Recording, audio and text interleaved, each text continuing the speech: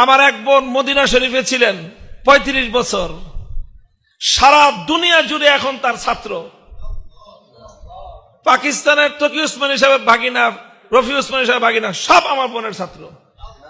দেওবন্দের মাদানী খানদানের অনেক বড় বড় আলেম, সারা দুনিয়া ব্যাপী প্রসিদ্ধ আলেম আমার বোনের বাড়িতে আসলে খালাজি খালাজি কয়ে ওই বাড়ির সামনে বসে থাকে, এখনো ডরায় যে ওস্তাদ ছাত্র ছাত্র বড় বড় সারা দুনিয়া ব্যাপী তার ছাত্র দিয়ে ছড়ায় গেছে।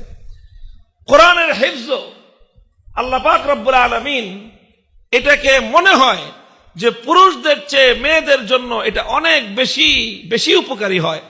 কারণ যেই ঘরে হাফেজা মেয়ে থাকে ওই ঘরে কোরআনের তেলাওয়াত অনেক বেশি হয়। পুরুষরা তো ঘরে কম থাকে, পুরুষরা ঘরে কম থাকে, মহিলারা ঘরে বেশি থাকে। মহিলা যদি হাফেজা হয় তাহলে তার প্রচুর পরিমাণ